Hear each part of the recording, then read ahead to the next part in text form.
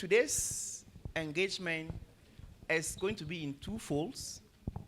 We're going to look at two interlinked dimensions and how these two dimensions affect our national development as a country. We're looking at state-owned enterprises that once served as the driver of industrialization in this country and in several countries that those countries have leveraged on to develop their economies, provide social services, and make life meaningful for the citizenry. And we once upon a time also had such an experience. Unfortunately, the story may not be the same as we speak. What accounts for that is what we are here to find the causes, the answers to that, and proper solutions, so that as a country, we would leverage on that as a driver to revamp the national development discourse of this country. And we are also aware that in this digital era of globalization, traditional media is more or less becoming obsolete. And social media, as we all call it, is taking the center stage of national discourse and is therefore being the driver of agenda setting in public policy making process and agenda.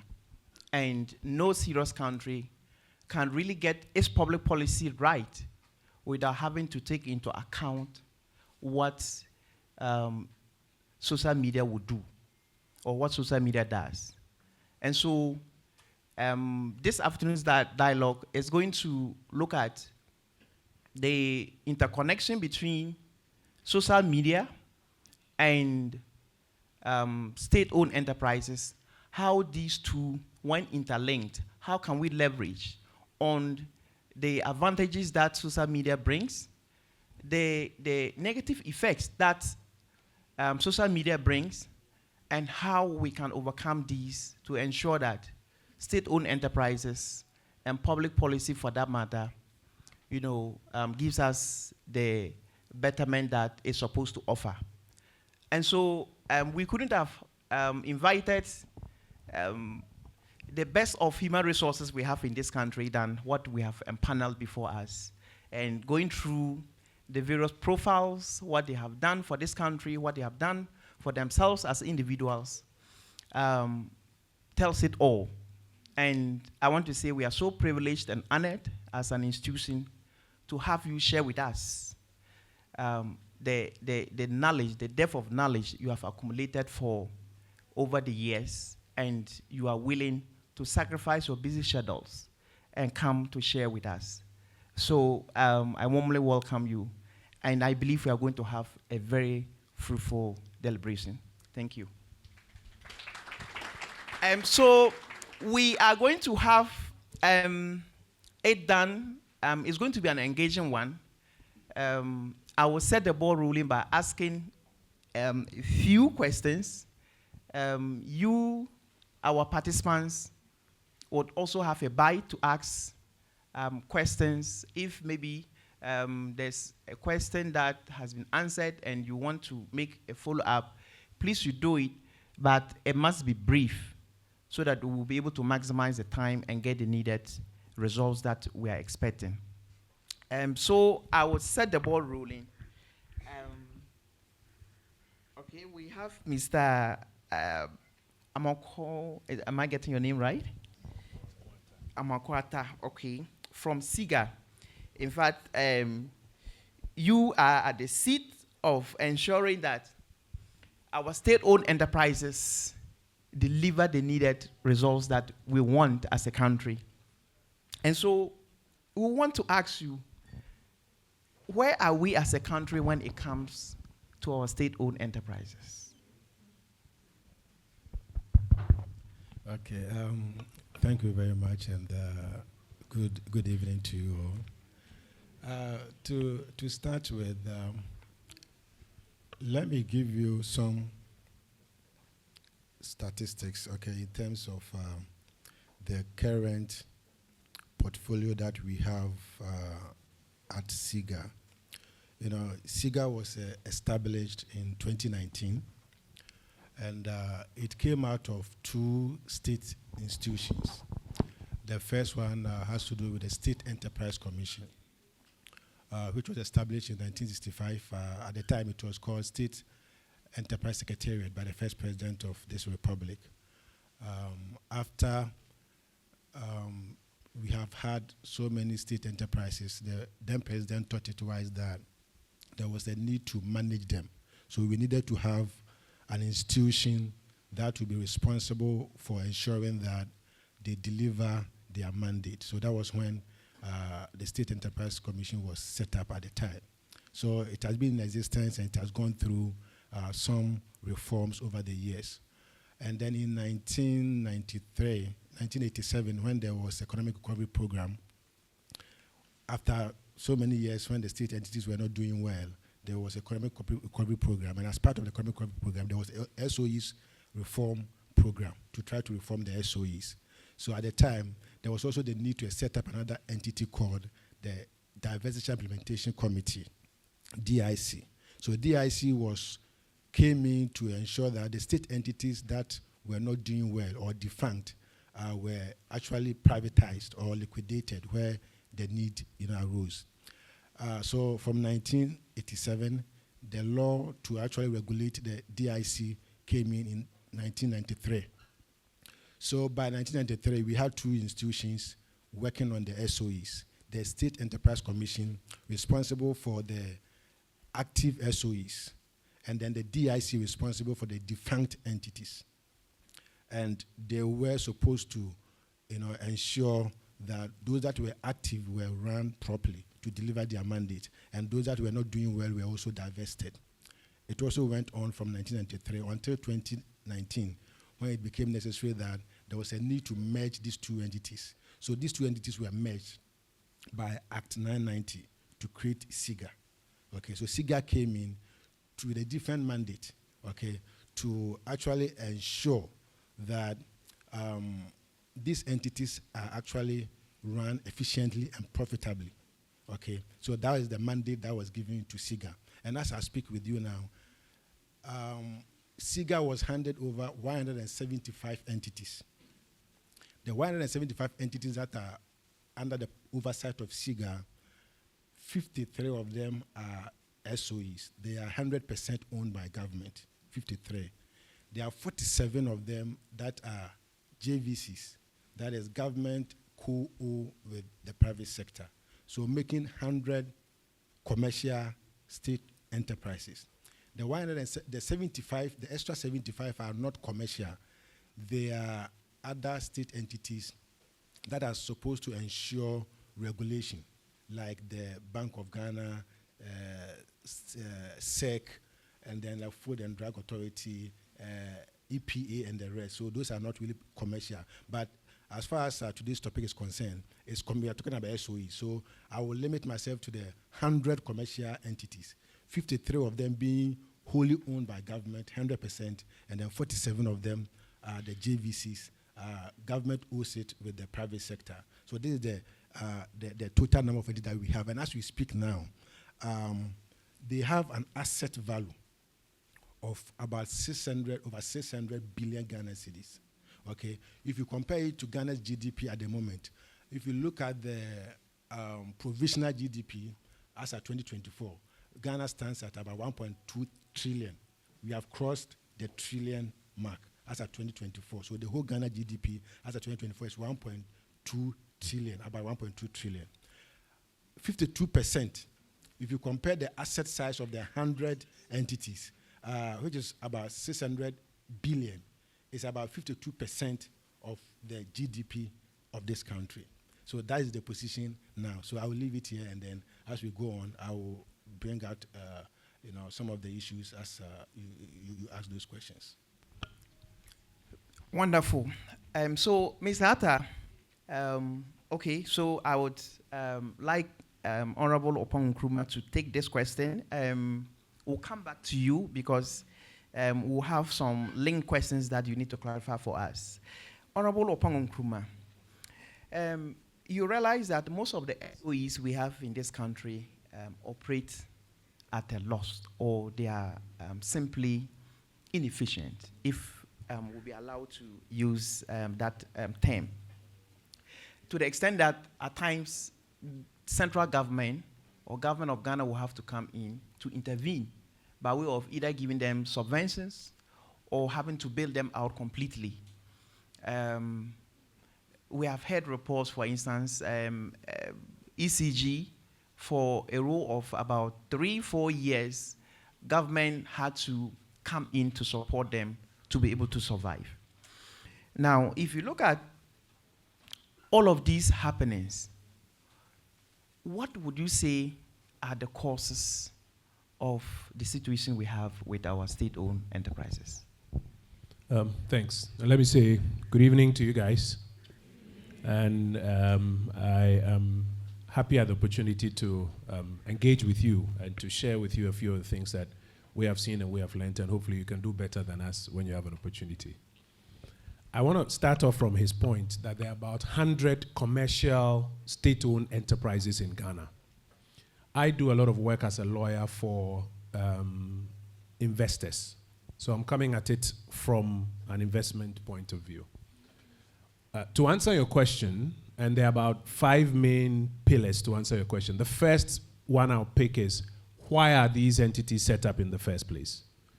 You would imagine that, properly speaking, these state-owned enterprises will be set up in strategic areas that, for example, the state requires that services be rendered there, but it's difficult or improbable to find private capital going into those areas.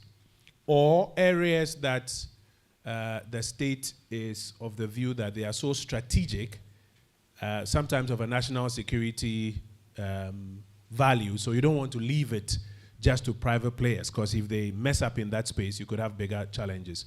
Or the state is of the view that there's such an opportunity to make commercial value out of it. But, and this is my first answer, you would find that a good number of our state-owned enterprises are relics of our economic history, our economic and political history, which sometimes don't answer any of these questions. And you can trace it back to the maybe the pre-independence era, where, or even immediately after independence, where as a country, we appeared to want to go left or socialist in our political thinking. So a lot of the things that the market required, the state felt obliged to provide because of our political thinking at the time. And therefore, you find in those days, even state-owned farms and other things that the ordinary market could provide. And if you look through our 100, you will still find some of them that have not necessarily been set up because they are going to make economic sense to run as a business. Neither is it necessarily a very strategic sector, but it's because as a relic of our history, you are there. So that's one of the first reasons for which you will find some entities today that are making losses, are not delivering value, but we still have them. It's because it's a relic of our political history. Number 2 is what I would say are corporate governance around these institutions.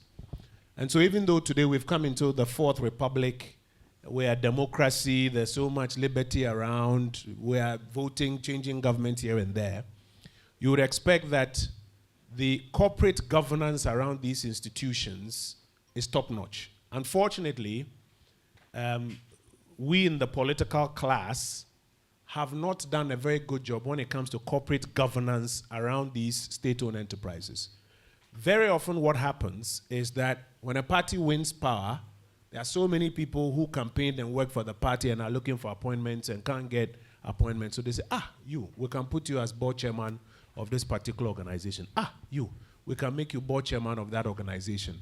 And it often doesn't really matter whether the person has the competence or the track record or the ability or even the discipline to bring some good corporate governance to bear on that entity. So even if it was a good commercial entity, now because of poor corporate governance, you will find that the direction of that organization is not where we really want it to go. Number 3 is also about culture, working culture in many of these organizations.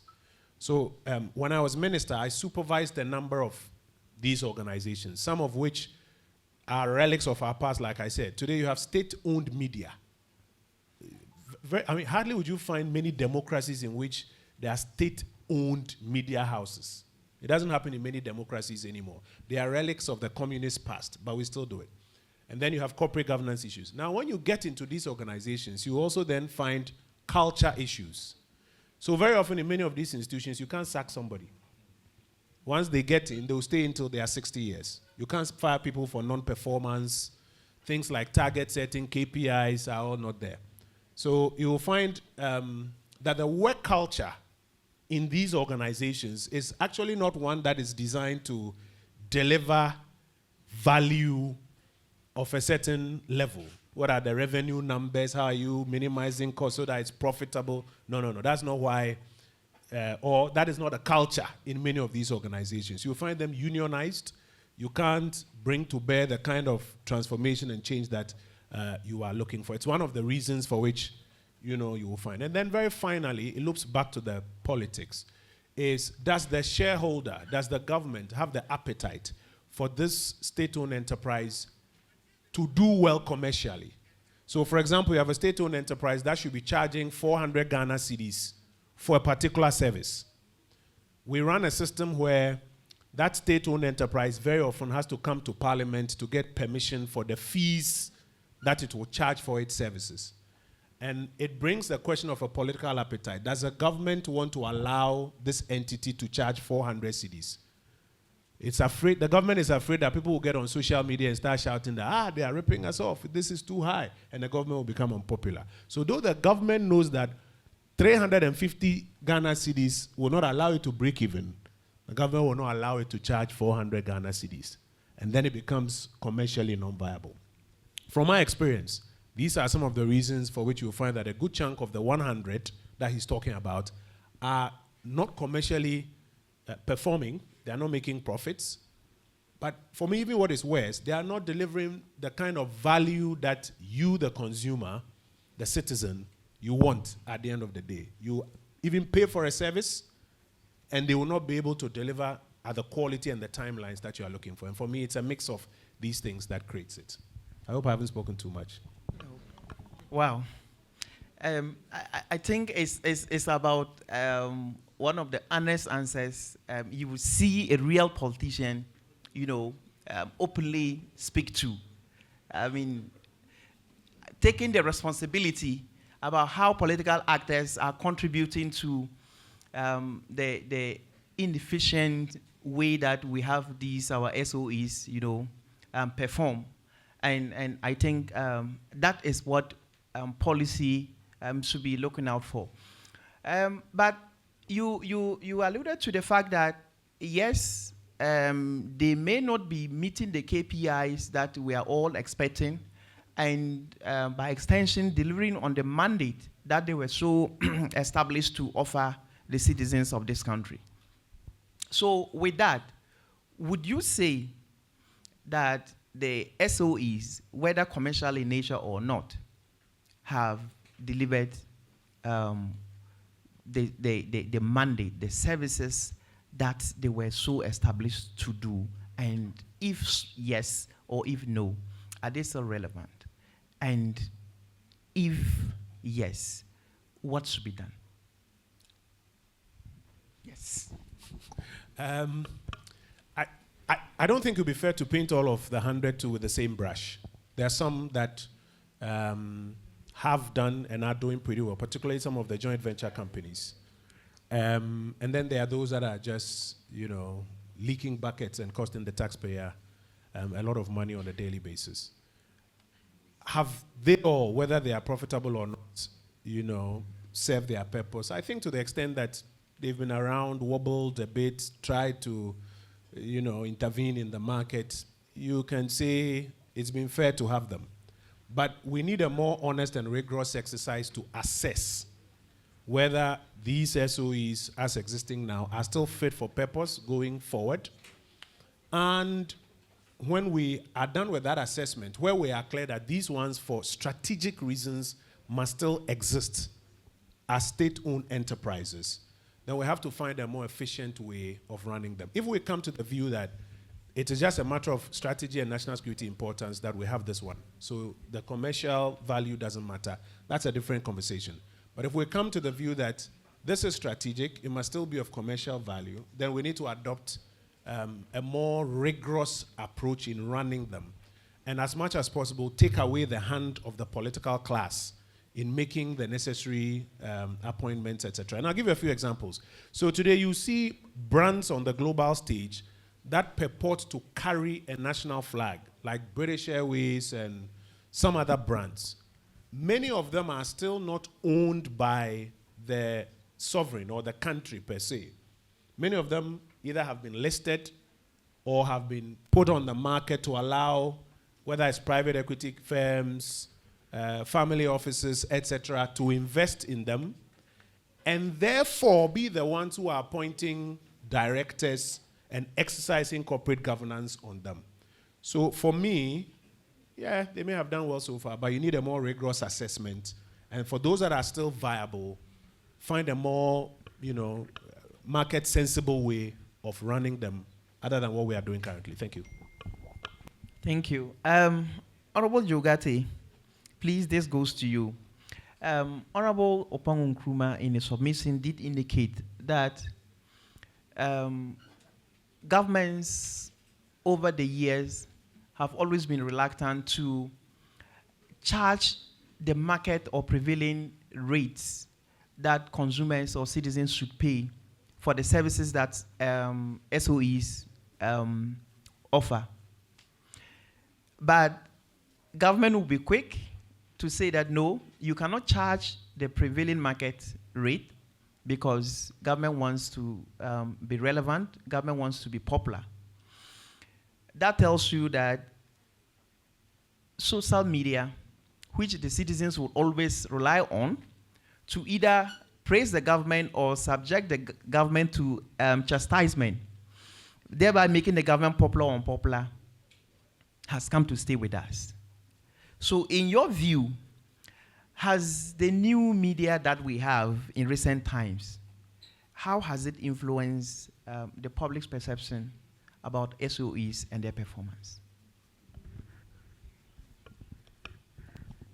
I wanted to set my own question and answer it, but because you see, there's something in law known as a hostile witness. You invite somebody to be a witness, he's come to give evidence that Ashasi is on a hill.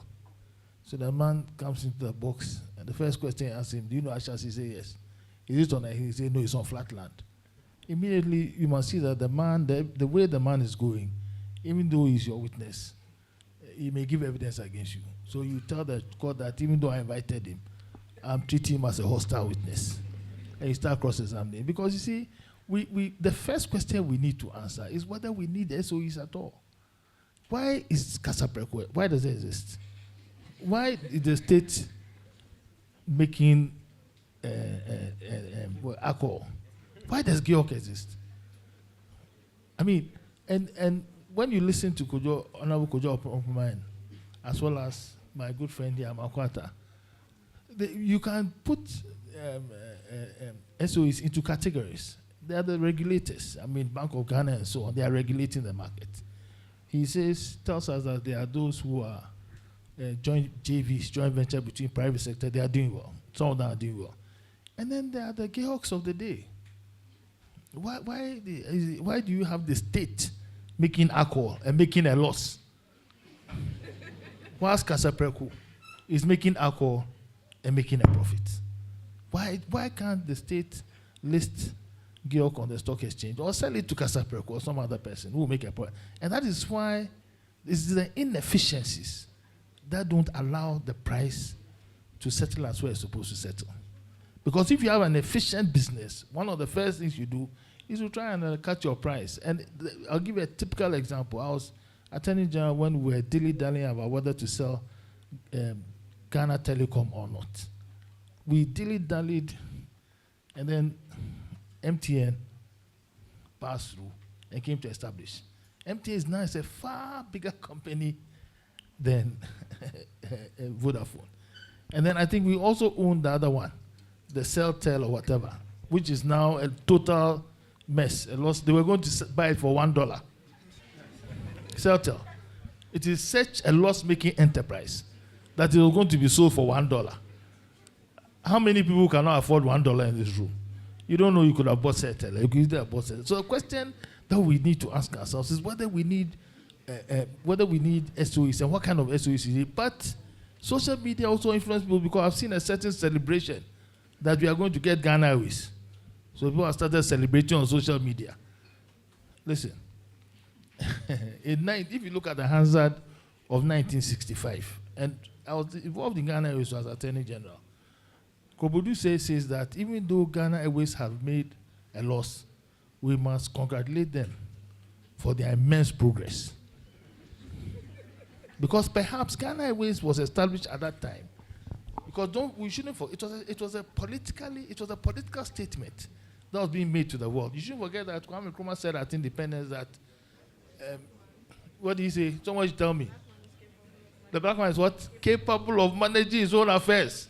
So we need Ghana Airways, we need an airline, we need ships. Liberia, they sell their flags, like you were saying. They sell their flags, so as various ships own their flags. So the question is that, Ghana Airways was owing so much that, and the last Ghana Airways was seized in Italy or something. They were owing so when they went to Italy, they were seized. Because Ghana Airways, the people who were managing Ghana Airways particularly belong to them. I won't mention the country. I know one country in which the Ghana Airways manager in that country, if you want to see him, you will climb the plane. Not that you charge you though, but the overweight. I mean, it practically belongs to people.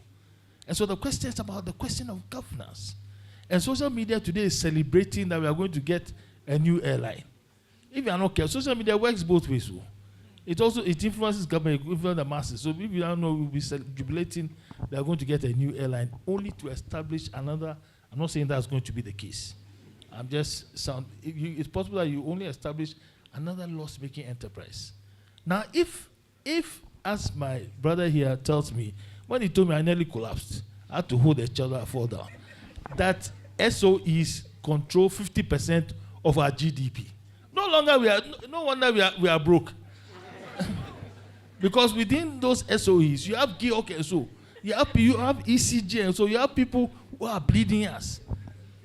ECG, Parliament does not pay ECG. I remember one day the ECG boss came and put off the lights. People were stuck in the lift. Yes. May I have claustrophobia, so I thank God I wanted the lift. So, you see, we are tickling ourselves as a nation and laughing. We are happy, we are laughing, and it's not, and it seems to go on from generation to generation. These SOEs were established by Kwame Nkrumah in 1950. In the 50s, he was leader of government business. Kwame Nkrumah became prime minister in 1957, but before that, he was leader of government business. And it was established in order to create enterprises, so that when we get independence, the plan originally was to sell them off. When we got independence, the plan changed. I'm not here to debate about whether it was a good plan or it was a bad plan. The only question I'm asking you is that why do we have GIOC, which is making a loss, and me and you are paying for that loss? And I've been through an era where there was a time that I thought that every country needs SOEs. But then Margaret Thatcher started privatizing water. But at first, everybody thought that telecom needs to belong to the state. It's a strategic, it's a security. Just now, look at the telecom, you have telecom. It's just a loss-making enterprise. You're wasting your time. And so, new media is setting an agenda. The agenda is sometimes very frightening because the agenda is not too informed, and it's established, it is set by all kinds of people. For example, if I have an interest if I'm part of the people who are going to sell planes to Ghana Telecom, of course, I'll come and engage a few of you to put a plane and be pushing it. And so we must start asking ourselves fundamental questions. The commercial state-owned enterprises, should we keep them as such? And I'm not talking about that selling them. You can list them on the stock exchange. Listen, there used to be only 3 universities in Ghana when I was in university. 3. University of Winneba was not a university. It was part of University of Cape Coast. Now look at HSC. Look at you. Look at you. There are more than 60 universities. What would have happened if we only still had only 3 universities? So me, I'm a hostile witness. I believe in the private sector. Chief, that's all I have to say. Thank you so much, Honorable. Okay, so I will ask my last question, or one but last question, then the platform will be given. And this goes to Mr. Amoako Atta. How can social media platform then be used to promote, public understanding of the economic circumstances surrounding these SOEs we have? How should we leverage on social media to be able to change the narrative? Say that if government, for instance, says we have to charge water at the prevailing economic rates, or you have to pay for light you consume at the full rate of it, then the citizens would have the understanding and back this government initiative, so that at the end of the day, government will not come back for us as citizens to tax us in different ways and forms. Then we'll be coughing out monies to pay for these SOEs. The legacy debts we have had since independence till date, we are having to still pay for them. And Kojo Oppong Nkrumah, I hope you pardon me. I watched the Public Accounts Committee last week, and my heart broke out. I mean, it was so disheartening to see how ECG is expending our money on administrative staff, how they were spending money without the boss approval in excess of over 146%. That is heartbreaking. And Honorable Oppong Nkrumah alluded to the issue of bad corporate governance practices. This is a clear example. You don't have the boss approval. You have gone ahead to expend money. I mean, you can't just understand. And what did the Public Accounts Committee do? The recommendation was what? The Attorney General should prosecute them. I've heard this when I was in secondary school. I've never seen anybody standing trial in any of our courts. Maybe I stand to be corrected, just because PAC has referred the person to the Attorney General for prosecution. And I believe next year they will come back with the same story. If not ECG, it's going to be a different SOE. Ghana Water. And these are essential services that you and I cannot live without. Yet, ECG, they will come back and say, we are adjusting the tariffs. And I was happy the way the ranking member, was so angry at them that you will come and tell us that we should give you approval to increase tariffs. And this is how you spend our money. We shall see. And that is where he then made the directive that the Attorney General should prosecute them. We hope this comes to pass. So how should we leverage on social media to arrest this decadence? Okay, thank you very much. I will go straight to the point, and then I'll come back to touch on bits and pieces of what the two honorables have said already. I think that social media and the new media, every institution has their pros and cons. Okay, so the media has their positive side and then the negative side. And as citizens, we have the platform, but it is up to us to use it and use it appropriately.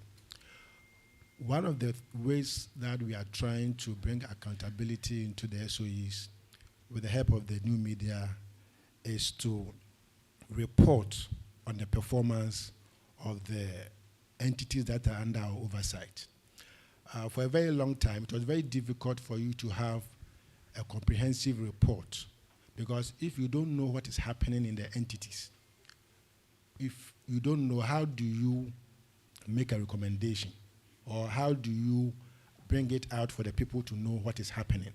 So from 2017, Ministry of Finance started putting together what we call aggregate report, which we now call the state ownership report, which is a combination of the financial reports of all the SOEs, okay, and then some assessment on how these entities has performed, during a particular year, so that you'll be able to know, just as I've been able to give you the total assets of the 100 entities. The aggregate report brought them together, and then be able to know those that are making profit and those that are making losses, those that are paying dividends and those that are not really paying dividends, those that are actually preparing audited accounts. If you care to know, as of 2017, when the first state ownership report was put together, at the time it was called aggregate report. Out of the, I think there were about 30 SOEs at the time. It doesn't mean that there were only 30 SOEs, but those that submitted their accounts, there were only 2 of them that presented audited accounts. 2 of them. When SIGA came in 2019, anytime we collect their or request for their statement, there were some of the entities that had not done audited report for like 5 years, 6 years. How will you be able to know as a shareholder what is happening to your investment if those that you have put at the helm of affairs to give account are not doing so? So, after some time, as we speak, the 2024 State Ownership Report actually covers 152 entities. Out of the 152 entities, I want to focus on the commercial entities, the 100. Out of the 100, 54 of the SOEs, all of them have been captured. And then the JVCs, which make up 47, 30 of them have been captured in the SOR. And you can also see that the number of entities that submitted audited account have also gone up significantly. So at least there is some kind of reliability when you want to use the information to take a decision. And we've put it out there. And you could see that over the years, the discussion about the performance of the SOEs actually have come to the fore. And everybody is now hearing about how the SOEs are doing, those that are doing well, those that are not doing well, just because now we've been able to put together a report together that actually reveals the health of the SOE sector, so that policymakers can then base on it to make a decision. So we throw them out there for the public to actually assess some of this information. They are on our website. If you go to our website, you will see we have up from 2017, 2018, 2019, up to 2024. So at the moment, we are current as far as the reporting of the performance of the SOE sector is concerned. So everybody can assess them and then be able to analyze them as students, get the report and then peruse them, and then you'll be able to analyze them and then know which SOEs are doing well, which of them are not doing well, which of them are paying dividends, which of them are not really paying dividends. And that will begin the conversation, and then we'll be able to throw more light on them. To add to that, we also started putting together what we called Public Enterprise League Table from 2021, where based on the mandate of SIGA to sign performance contract with the SOEs, where every year we need to meet them and then set target for them to be able to meet that target. Based on the number of entities are able to sign the performance contract, at the end of the year, we assess them and we are able to rank them. So if you look inside the state ownership report from 2022, 2023, 2024, you also see the league table, which assesses the performance of the entities in terms of profitability, efficiency, management, dynamism, and then all that. And then you'll be able to see the little and know those that are at the top and those that are also at the bottom. And we look at it as a form of name and shame, so that as the public actually peruse these documents and they begin to discuss them, we have the names of the board members, all of them are there, the CEOs are there. So if they are not doing well, you'll be able to actually connect which board members or directors were at the helm of affairs, and we are able to steer the affairs of the entities to the level that we do expect. So we are making information available, and then we expect that social media will also pick up on some of this information and then begin to talk about them. The more we talk about them, it is a form of accountability and transparency. You understand? So once we talk about them and then we begin to keep them accountable, we believe that it is one of the ways that will help them to sit up and then be able to begin to deliver as the nation expects from them. So basically, this is how we want to collaborate, with the social media to be able to provide information to them and throw more light on what is happening so that we keep them accountable and then they'll be responsible.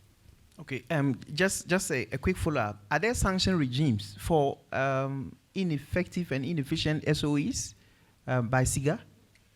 Yes, I mean, if you look at the act that actually established SIGA, okay, there is a sanction regime in terms of non-compliance.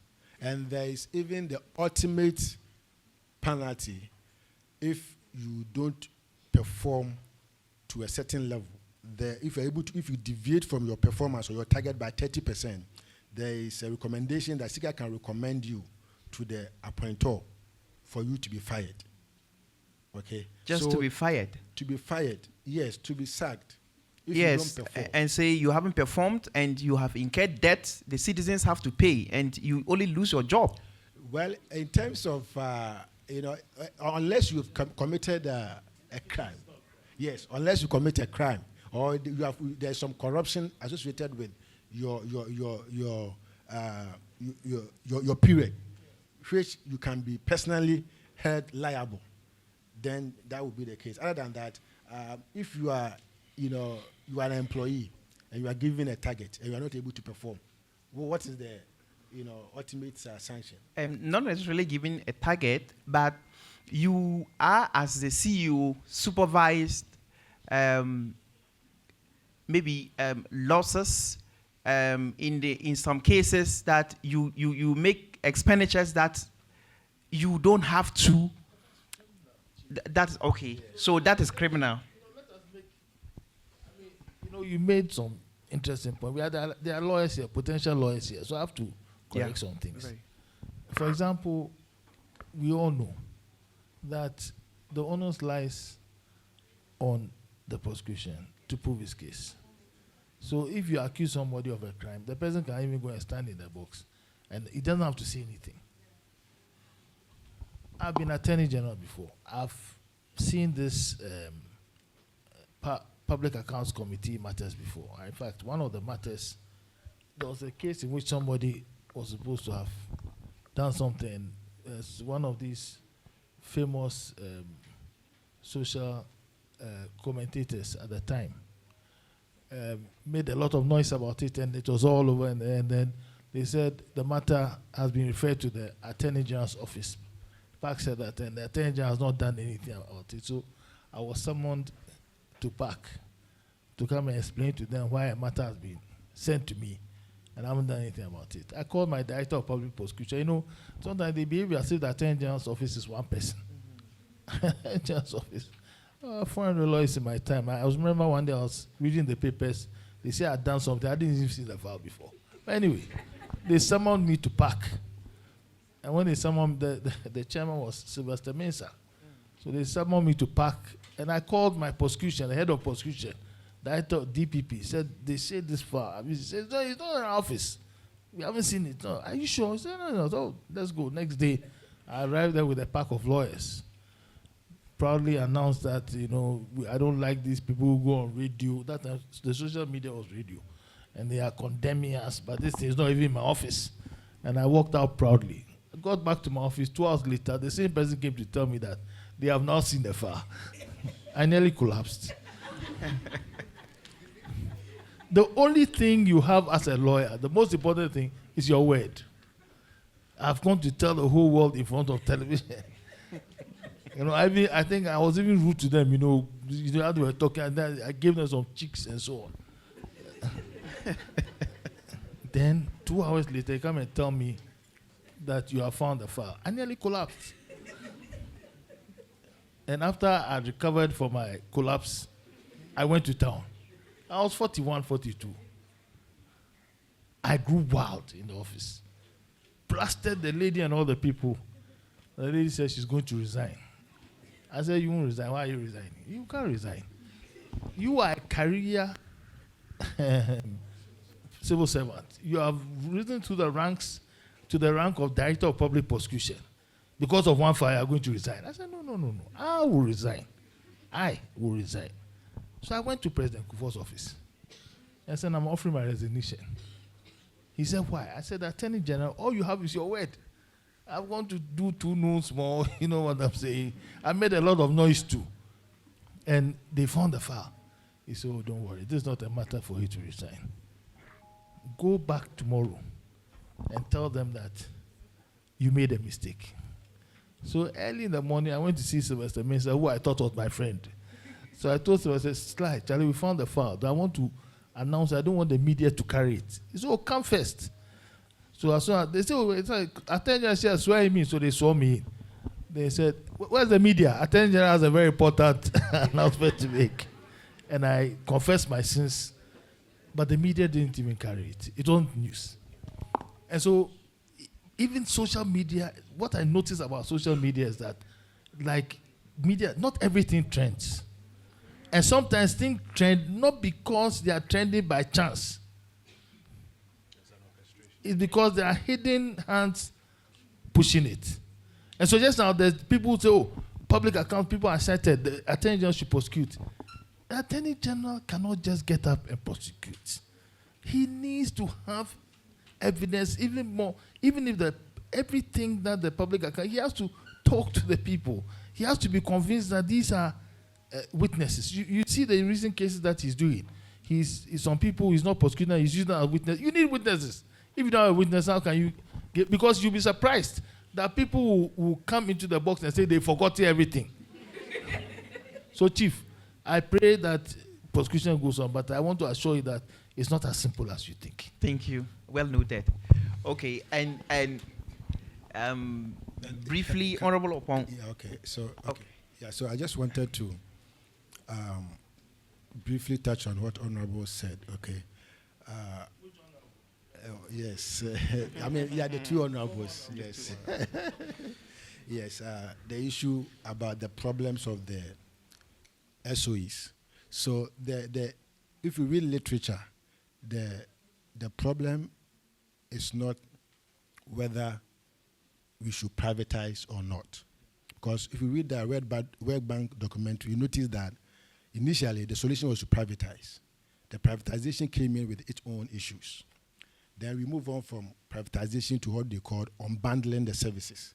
Because some of them, you could see that they were carrying on so many functions. And some of their functions could also involve regulatory and commercial. So there was a need to unbundle them.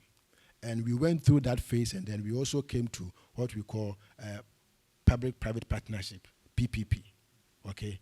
And now, the World Bank, according to there's a report that they call Business of the State Report 2024, they have come up with a new recommendation that now they debate, you can't win the debate whether we should keep them or not.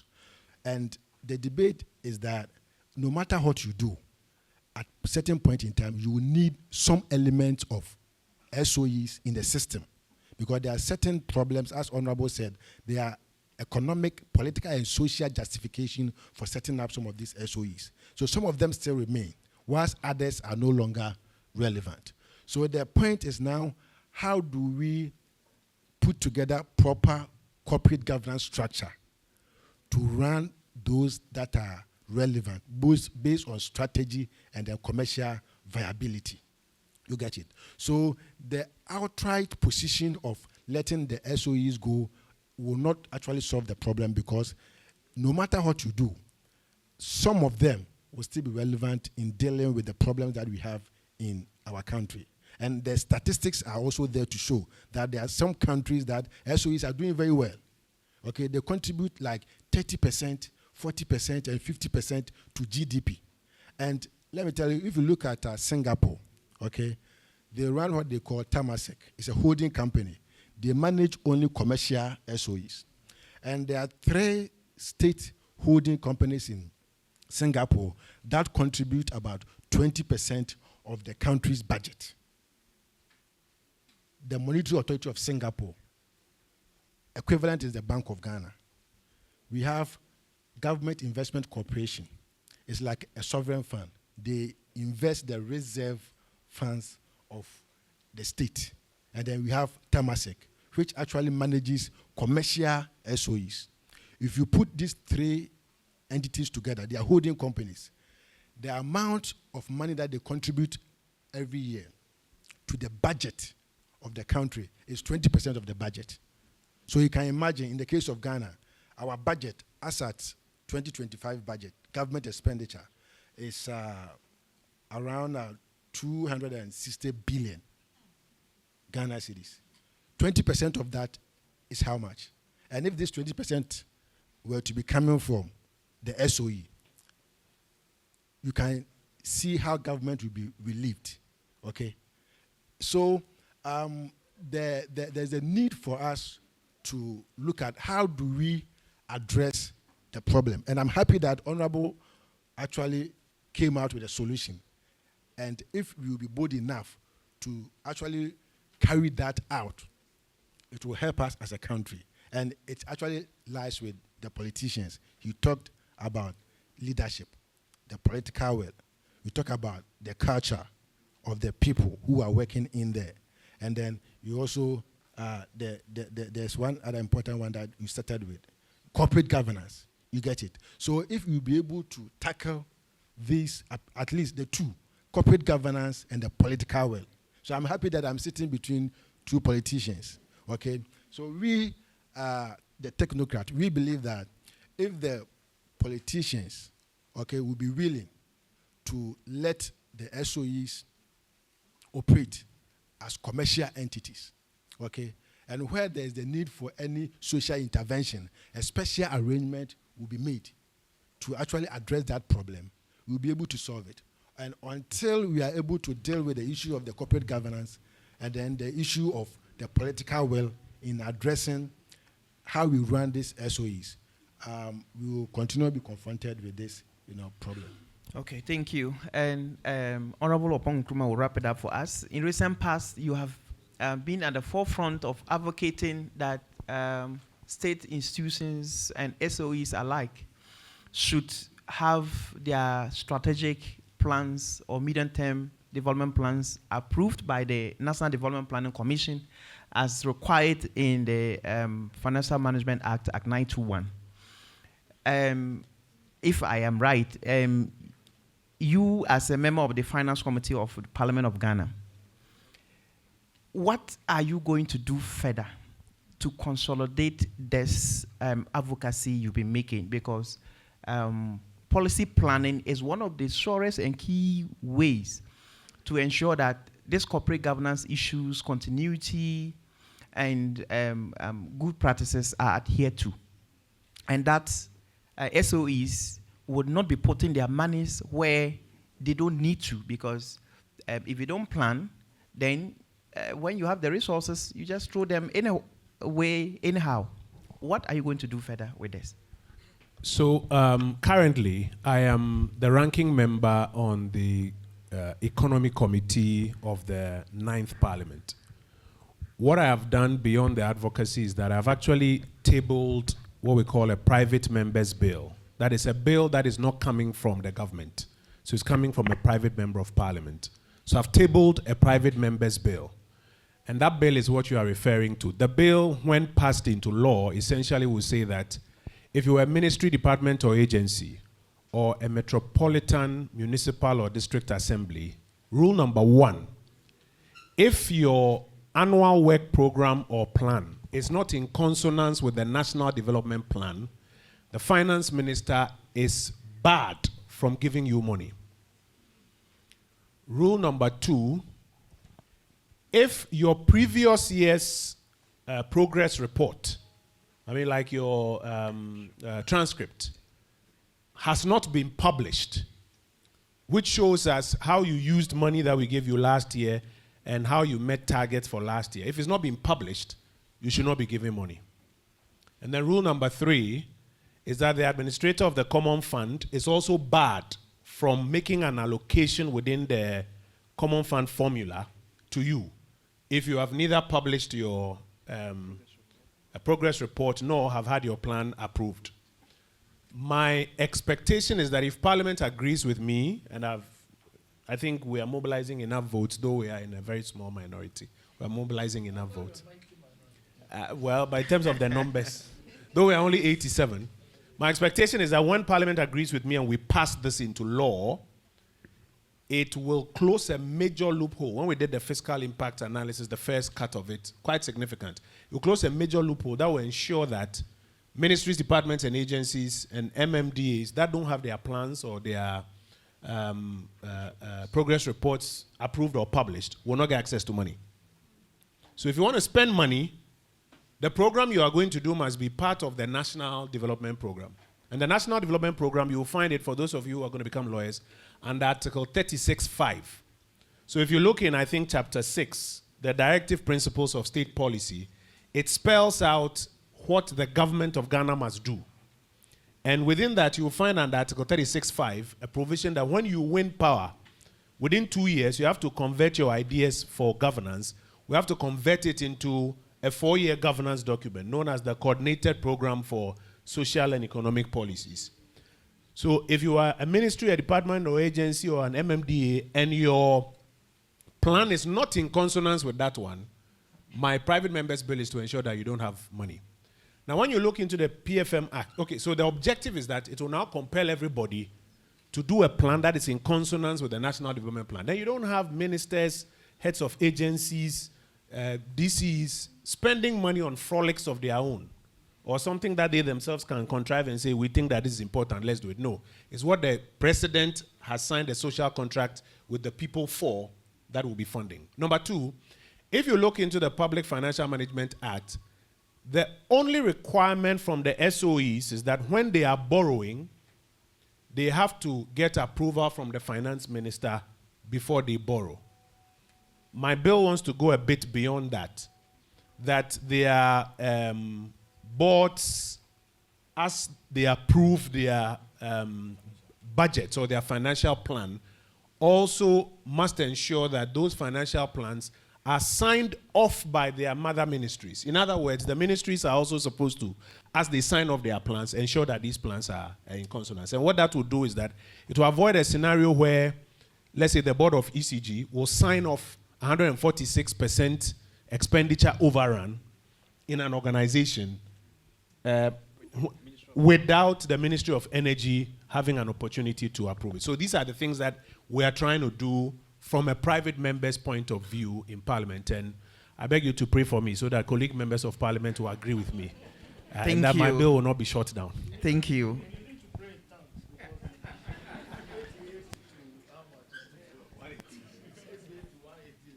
Yeah, Honorable, you have our backing. As a development practitioner, I am for it. And anytime we hear you speak, all the development practitioners in this country are clapping for you and are praying with you.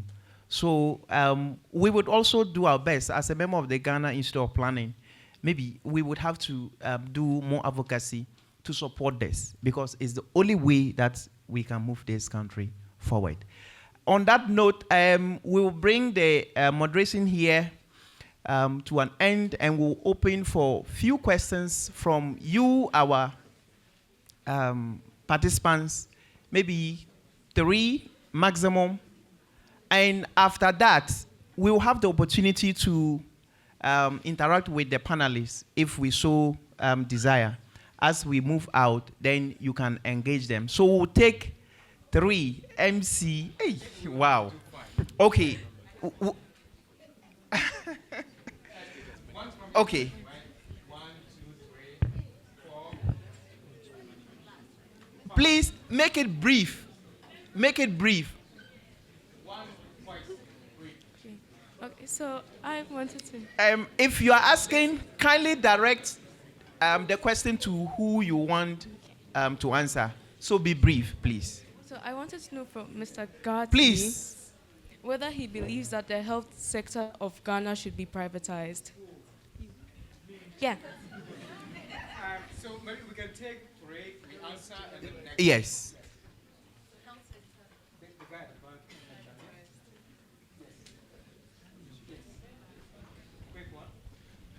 I want to know if Mr. Ghartey thinks that we should go the full right-wing extent when it comes to privatizing the economy of Ghana.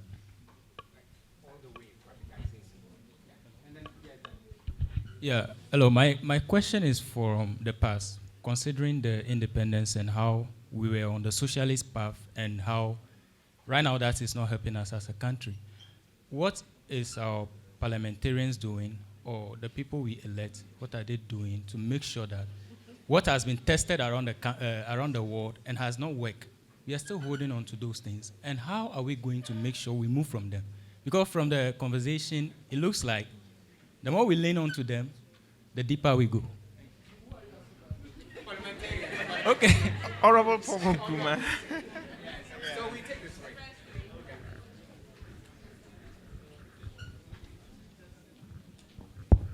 The lady who asked the health question, I think she doesn't like me. Anyway, I think the model that we are using for the health sector is not a bad model. You have the public sector where, if you look at Kolobu I went to Kolobu last week or so, and it wasn't as busy as it used to be. I looked at, and I went to visit my daughter. Well, she's a doctor. And I remember visiting my sister many years ago, and the emergency was very, very busy. So when I visited my daughter, there was nobody there. So I asked her, what's happening? She said, no, just now, the Kolobu is a referral hospital. And so you can't just walk into Kolobu like it used to be yesterday. The state has built a huge hospital at Legon, UGMC, very specialized hospital. So I think the mix in the sector is good. And the main thing for me for health is whether it is accessible and whether people can pay for it. And that was the whole concept behind health insurance. And so the whole concept to that, even at the lowest level, you have what they call a chip compound and so on. So at the lowest level, there's health facility. And today is fantastic. You have so many public health nurses and so on. So I think as far as the health sector is concerned, I think our mix is good. I think we should do more than that. I think we should have more specialized hospitals. I went to the Liberia, Sierra Leone Parliament as a consultant some time ago. And they were this 2009. And they were telling me that if you are sick in Sierra Leone, unless you can show that you can't get well in Ghana, I mean, the first point of call is Sierra Leone, of course, their own hospitals. Then Ghana. Then if you can't get well in Ghana, then they can take you abroad. Dubai, India, and so on, they are making a lot of money from specialized health tourism. And so it's about time that we move to that level. And I was told, I went to the Benz section at Kolo. I hate hospitals, but people get sick, and I'm a politician, so I have to go there. So I went to, I hate hospitals. I hate the smell of hospitals, and that's why I'm a lawyer, actually. I don't like blood and so on. Anyway, so I went to the Benz section. I was just joking with the guy that, you should come and do me BBL, me. I was just joking with him. And whether he can, he said, they do it. He said they do it. There are plastic surgery department. I mean, I was joking. They do it in Ghana. You know what I'm saying? There's a lot of money. So, madam, the mix is right. Chief, he said, should we go all the way? Should you go full right wing? I'll tell you what, I was younger, 20 years younger, when I asked President Kufuor that we are supposed to be right wing. Why are you doing this health insurance? You are doing all this kind of socially. Why are you doing all this? The answer he gave to me was that there's nothing like right or left if it comes to us. We must be pragmatic. And he said to me that if you leave people out, if you think you're okay, and you leave what you think are the poor people, because some people slip through the cracks. Some people don't have the opportunity. Who sitting in this room arranged with God that he wants to be born to a particular parent? Me, I didn't make that arrangement. I just arrived. Maybe you made that arrangement, because there may be people who are smarter than you out there. But because of where they were born, they don't have the opportunity. They can't pay for HSC, for example. You know what I'm saying? So the state has a responsibility, I think, to provide certain social services so that it equalizes the opportunity for each other. There are people that if you put gold in their mouth, they'll spit it out. But I still don't understand why the state is making alcohol. So what this man is saying, that we must look at the various sectors. And listen, look at Omnibus Service Authority or Metro Mass, and look at what VIP. Because I asked President Kufuor, why are you establishing Metro Mass? Because Omnibus OSA, when I was a child, I was saying Laboni, Charlie, I won't tell you people. I was going to say, but we are bad people. Anyway, I was chasing some girl in Kolobu. And the bus, I didn't have money, I was dead broke, so bus 6A will take me to Osu. Then bus 23 will take me to what do you call it, Kolobo. I was in Fansum then. And I'm supposed to be home by 6. So in fact, the journey to go and see the girl was longer than the time I spent with her. 5 minutes, how are you? I'm fine. Okay, I'm fine. Then I have to go back.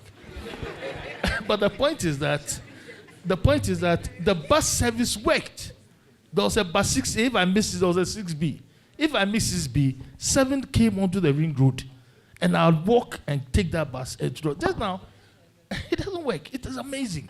Many years later, as if we are going back. So if you ask me, we must look at the industries one by one and decide which ones that, the Bank of Ghana, maybe it's regulation, but which one? And we have come a long way. Because if you, at first, in the power sector, for example, there was no private enterprise. Even at first in mining, there was no private enterprise. All mining belonged to the state. The water sector, people are arguing whether we must go into the private sector. So the debate is going on. And much as I respect the World Bank and so on, they have told us to pass left. Oh, we pass left. Then the left doesn't work. Then they tell us to pass right, and so on. So I think we must start looking at what they tell us, not as gospel, but just as perhaps a guide. I hope I've answered your question. And for the third man, your own is complex. So I'll let senior man answer it. So there's one thing in our democratic construct that we must always respect. We must always give the people their right to choose. We should not fall into the temptation that some things worked and others didn't work. And so we should now box ourselves and force ourselves into what we think works. Because like he explained, even the things that appeared to work at some point, at some other points, they were not working. So what we must rather do is that as a political class, we must be clearer on our prescription so that you can make a choice. And I'll take that into the other two. My senior, he's my senior in parliament, senior at the bar, senior in so many things. My senior, Honorable Ghartey, talked about his conversation with President Kufuor. What he didn't tell you was that himself and myself, we belong to a particular party, the New Patriotic Party. One of the values in that party, and that party is a party that is right of center. We are not an extreme right party. So to the second question, you will get why he's talking about pragmatism. We are center right. One of our values is what they used to call in the past property owning democracy. Today we are trying to redefine it to call it inclusive prosperity. And that's what he's talking about, that we believe in organizing the society in such a way that those who have ideas and capital and entrepreneurship and innovation, they can provide services and get rich out of it. But at the same time, for those who don't even have boots to pull themselves by the bootstraps, we can offer some level of social intervention programs so that they are not left at the very bottom. But now, what remains undone is how we, the political class, are being clear enough with it, formulating clear programs so that we can sell it to you in detail in a manner that convinces you to join us. And not just to join us, but after that, we actually put it to work in a manner that makes sense. So let me take the health example. For example, I have always had a very radical view on health, that we have to be clearer. Where should the state end when it comes to health? And where should we promote private sector participation? And I've always argued that, for example, you see what we've done with the finance sector, where we had microfinance companies, savings and loans companies, and then the universal banks. We should, as regulators, this is my view, do the same with health. What should be the capital of an average clinic? And what should be in it? How about a hospital? How about even a referral hospital, a quadrilineal facility or something like that that they call? And how can the regulator now move to a point where the regulator says, if you want to set up a clinic, we have mapped out these communities in Ghana. This place, the population dynamics, etc., are such that they need a clinic. Oh, and by the way, what you need is capital of just 1 million cedis. I'm saying, and this is how it can be done. You'll find some 2, 3, 4 people who will find 1 million cedis and go and set up a clinic there. And you have health insurance that is paying well. They know they will make money. They will not go and use their money to rent a shop somewhere and go and import products because the return on capital employed appears to be better here as an investment opportunity. So that is what the regulator, in my view, should now begin to move into. But that, like he said, takes the political class to begin to look at it from this point of view and define it as such so that the private sector knows that, okay, this is where we play. And now the state is only focusing on public health nurses and referral hospitals. But we are allowing, at the lower level, private sector to play. When you go to London, for example, your GP doesn't work for government. But NHS at the back will supervise and sometimes even submit the payment. And I think that we need to be clearer in that area. And as we are clearer, you will make a right choice at the end of the day. Thank you. So, please come to this side of the room. Yes.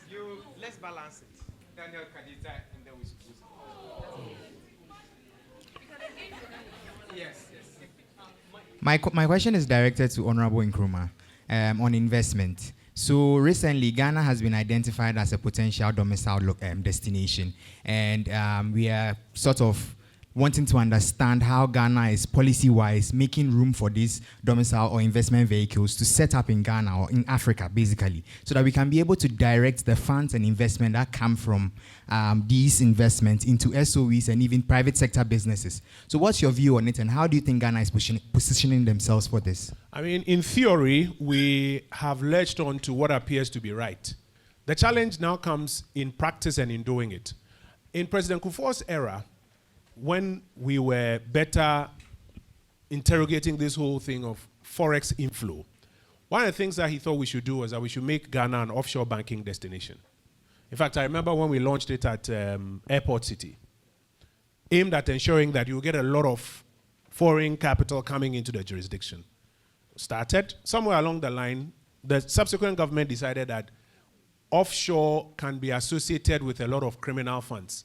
And so let's give up the license. So we gave up the offshore license, if you would recall.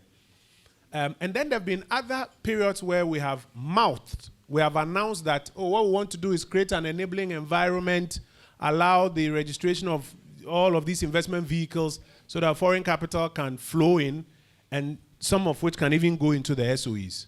But you see, if you say it with your mouth, and inflation is at 54%, and currency is depreciating at 30%, will an investor come? No. So it is one thing saying it, but the other thing is also giving life to the conditions that make sense, including, for example, a criteria that says, so what's the criteria for state-owned enterprises? Is it as a matter of necessity, or is return on investment, or what? If we don't have clarity in that criteria, how would you even attract? You can announce it, but how will you then attract some 100 million fund from Bain Capital or something to say, I've seen some tech opportunities in Ghana and I want to go and join the government. So there has to be clarity, and then we have to give life to what we are mouthing. Thank you. Sorry that I interrupt, but investment is my area.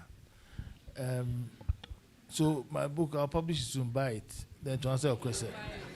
But on a more serious note,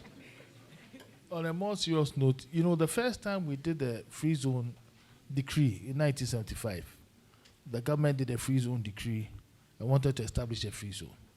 But it never came into effect because the conditions that he was talking about existed. And those conditions were high inflation, high interest rates. The government of that time, the Achampong government had seized people's, and so nobody came. You know, when you seize assets, everybody hears it. Even before social media, everybody heard it. And now, everybody heard it. But then in 1995, we got a Free Zone Act 504. And we have free zone entities now. And so Ghana has become much more conducive for attracting investment. One of the fundamental things that investors look at, especially in Africa, and now not just in Africa, even in America, they are looking at it, is change of government. How do you treat change of government? How do you treat contracts when you change government, and so on? And I must confess that Ghana, we've handled ourselves quite well. I mean, we've had 2 change of government, we go to court. I mean, look at, if you were a businessman, would you go to Tanzania? I mean, it's on fire. You know what I'm saying? It's actually on fire. And so what I'll say is that, what I'll tell you and encourage people that, yes, we are still very much work in progress, but investment, Ghana is increasingly becoming an attractive investment destination. And also, Honorable Kojo Oppong Nkrumah just said that we are center right. I agree with him. But the other side, they are center left. There are no extreme parties today in Ghana. You don't get extreme right or extreme left. Sometimes you even wonder what are the differences are, because it seems as if a lot of their policies are similar. I've done free SHS. I'll improve free SHS. You know what I'm saying? And things like that. So, and also, largely also because of the way our constitution was drafted, we sort of gave an indication how every government should operate. And that is why Honorable Kojo Oppong Nkrumah, I agree with his bill, the second part of his bill. The first part, I have a small problem, he's my friend, so I'll discuss with him. And not in front of you. Because I have two questions, that's why. One directed towards, just one. Just one. Okay, sure. The have is that we've seen countries like Nepal and Madagascar where the youth have caused mass reform, where a place like Nepal where they elected their president on Discord. But in Ghana, on Discord, on the social media, but in Ghana, when the youth get a lot of traction on the media concerning reform, we get a diplomatic or political response back. My question is, what would it take for the social media to drive mass radical political reform within the public sector?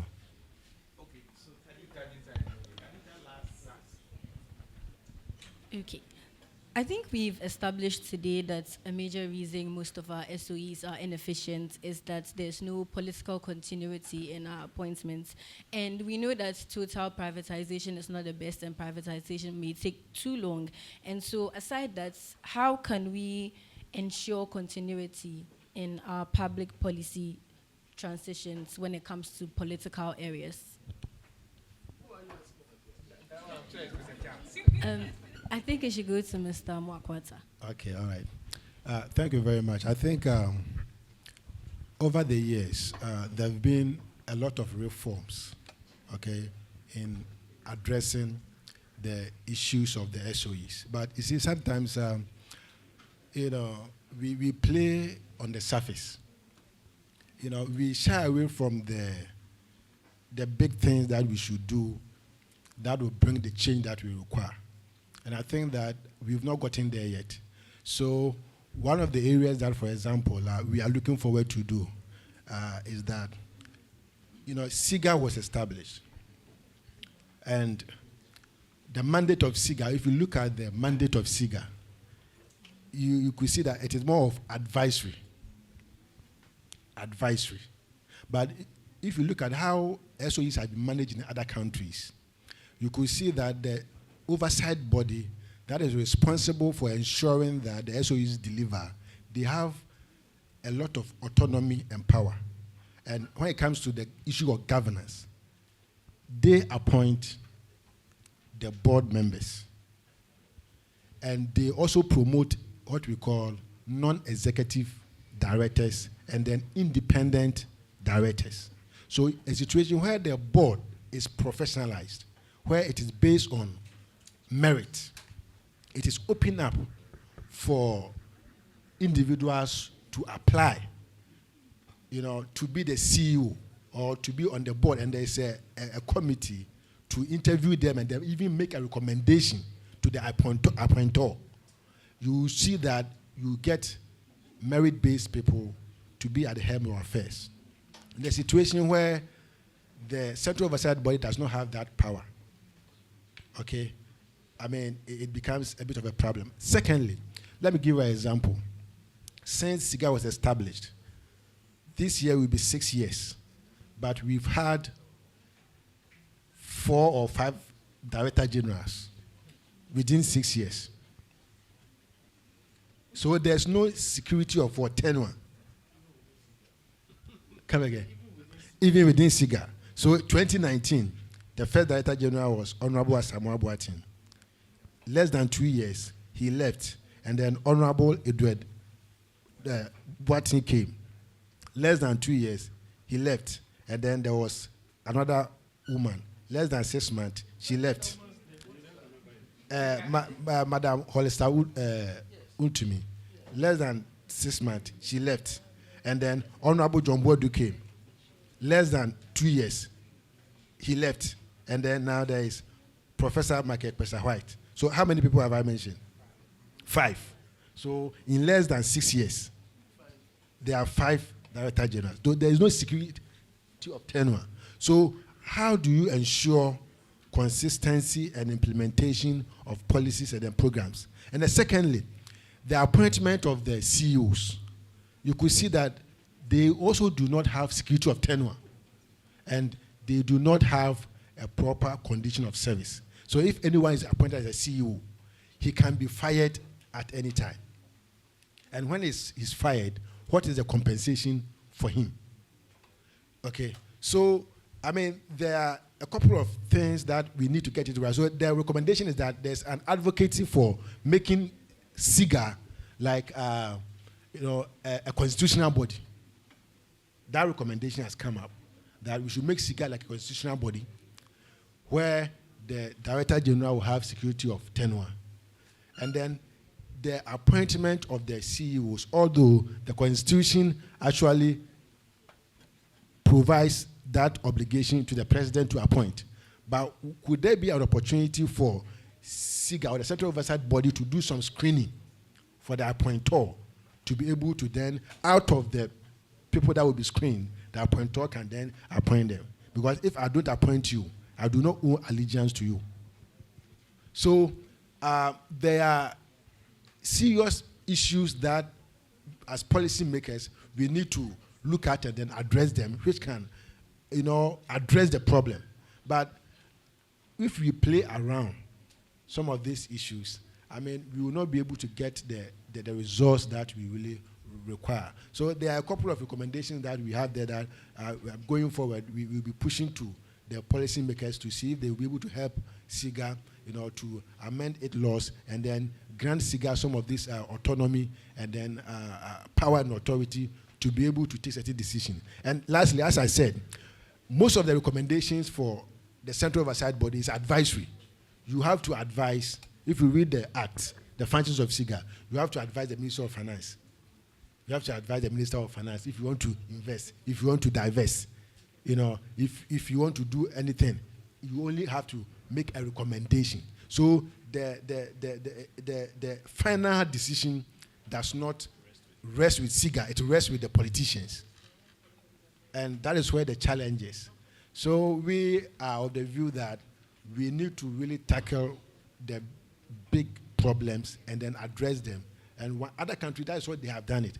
The president's responsibility is to appoint the board members of SIGA.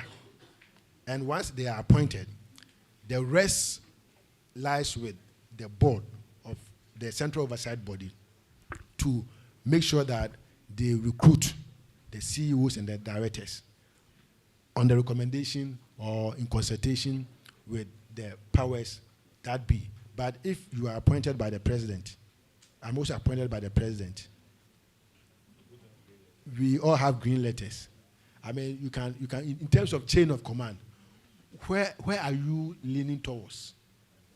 You get it. So these are some of the issues, and we hope that we'll get there. And once we get those acts together, I mean, I will begin to see a lot of impact and the results. So his question on radical change, how do we get it? It was directed to who? Okay. I mean, I like some radical approaches, but some radical approaches are dangerous. Some of the things we've seen on social media, they haven't really reformed their countries. They've been burning down everything. And I don't see how, I mean, as exciting as that may look to some young people, I don't see how that really moves us forward. I think what policy makers need to learn, and for example, when I became Minister for Information, we quickly built a new media division and now started engaging directly with the public on the Ministry of Information's social media platform. So we created all sort of platforms to get a lot of feedback. In fact, it was the first time that we now started an exercise to brief cabinet on what we call public sentiments. That this is what the public thinks about this. This is got positive sentiments, this got negative sentiments, and then cabinet will take a decision whether they want to walk back something or deal with something. So I think what we should do more of is to infuse social media as a feedback tool into policy and program design and implementation. But while doing that, we also have to have enough, may I say, gatekeeping checks, so that we're also not sent in the wrong direction by necessarily, what is trending, etc. And it will help us to get a good balance between what positives new media affords and then the actual proactive exercise of policy formulation and program design. I think they deserve a lot more than a round of applause.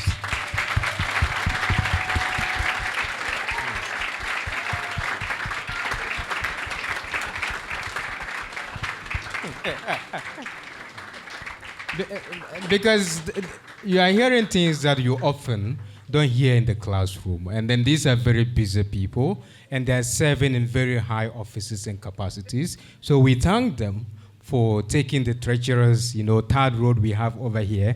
And then we hope that they do it very well and quickly. They are politicians, so we are hoping that they do it. Right? So we thank them for taking the time to come here and do us this burden of educating us in real time of what actually happened out there in terms of policy. We thank them and we'll be happy to continue the conversation. You have many questions that we couldn't take, so meet them outside shortly, briefly, and then I'm sure that you could talk or even exchange contact and you get networking. Thank you, gentlemen. Thank you.